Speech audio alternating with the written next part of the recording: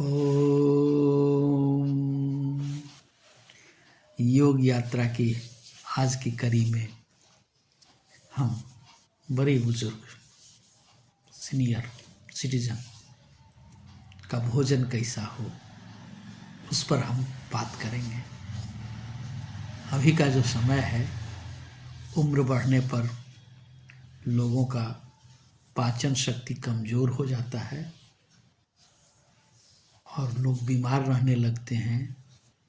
फलतः भोजन के अतिरिक्त दवा पर निर्भर रहना पड़ता है। हम कहते हैं कि अगर आप यह माने कि भोजन ही आपकी औषधि है तो ज़्यादा बेहतर होगा, दवा पर निर्भरता छूट जाएगा। जैसे जैसे उम्र बढ़ती है, पाचन क्रिया कमज़ोर हो जाता है।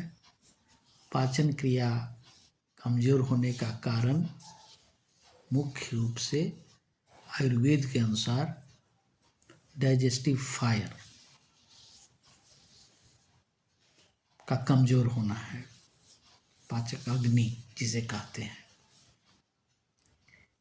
यह मजबूत कैसे रहे, इसके लिए हमें क्या करना होगा। बंधु, उम्र बढ़ने पर वाकई में शरीर शिथिल हो जाता है और इस शिथिलता को हम दुरुस्त रख सकते हैं, वो मुझे अपने भोजन से ही करना है।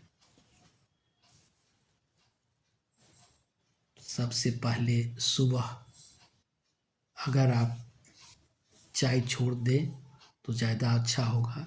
चाय के बदले जितना आप चाय पीते हैं उतना ही पानी में थोड़ी हल्दी, 2-3-4 काली मिर्च और अंगूठा भर इतना अदरक को बॉईल करके और पिएंगे तो ये आपका एनर्जी ड्रिंक होगा। तो इसे नित्य नियम से सेवन करें, आप अपने आप को एनर्जेटिक फील करेंगे। बढ़ती हुई उम्र में हेवी भोजन नहीं लेना है, बिल्कुल आपको हल्का भोजन करना है, जिसमें आपको मूंग का दाल जरूर सेवन करना चाहिए। सुबह अगर आप थोड़ा मूंग और मूंगफली खाते हैं तो बहुत अच्छा है। रात को मूंगफली भिगो दें और सुबह एक मुट्ठी, बहुत ज़्यादा नहीं खाना है। तो इससे क्या होगा कि शरीर को जितना आवश्यक तत्व चाहिए वो मिल जाएगा और आपका हड्डी मजबूत रहेगा। बुढ़ापा में सबसे बड़ा डर रहता है अंग भंग होने का, गिरने का, हड्डी कमज़ोर हो जाता है। तो कैल्शियम की कमी से हड्डी कमज़ोर हो जाता है। तो आप अभी तो ठंड का समय है तो एक तिल का लड्डू ज़रूर खाइए, नहीं तो तिल का चटनी बना करके खाइए। तिल का सेवन भरपूर, इसमें कैल्शियम है, तो तिल का सेवन नित्य नियम से करना चाहिए। जिसे डायबिटीज़ है वो थोड़ा सा मीठा से परहेज करें, लेकिन चटनी तो खा ही सकते हैं। तिल का लड्डू प्लस मूंग एक मुट्ठी रात को दे दीजिए, सुबह खाइए उसको, आपका भरपूर प्रोटीन मिलेगा। और 2 चम्मच सत्तू घोल करके और उसको पी जाइए। ये आपका सिंपल और सबसे बेस्ट नाश्ता हो जाएगा। इसको जरूर करिए। भोजन में थाली में आपको कलरफुल सब्जी, सभी तरह के सब्जी या सलाद होना ही चाहिए, या सब्जी सलाद लीजिए या फल लीजिए, सातों रंग का। आप अगर रंग वाले सब्जी और सलाद खाएंगे तो जीवन में उमंग आएगा, आना ही आना है, ये तय है। तो आप जो आपकी रीजनल और सीजनल सब्जी और फल मिले कलरफुल, उसका सेवन अपनी क्षमता के अनुसार जरूर करिए। कभी भी हेवी भोजन नहीं करिए। जितना आपको भूख हो उसका 80% ही खाएं। भोजन सूरज के साथ खाएं, मतलब कि सूर्योदय जब होता है तो उसी हिसाब से हमारा डाइजेस्टिव फायर जो है वो मजबूत होता है, और जैसे ही अस्त हो जाता है वैसे ही डाइजेस्टिव फायर कमज़ोर हो जाता है। इसलिए सूर्यास्त से शुरू और सूर्यास्त के अंत, शाम होते होते भोजन को बंद कर देना चाहिए।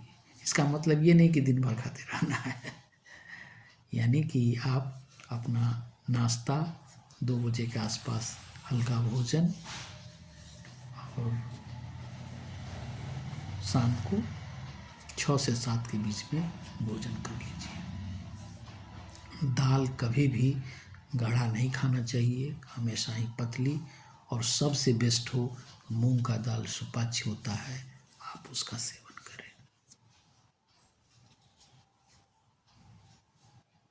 ये छोटी सी जानकारी आपको दी गई। अगर इसे आप जीवन में अपनाएंगे तो आप स्वस्थ रहेंगे। सुबह ज़रूर थोड़ा सा टहलें, हो सके तो योग प्राणायाम करें, शाम को भी टहलें।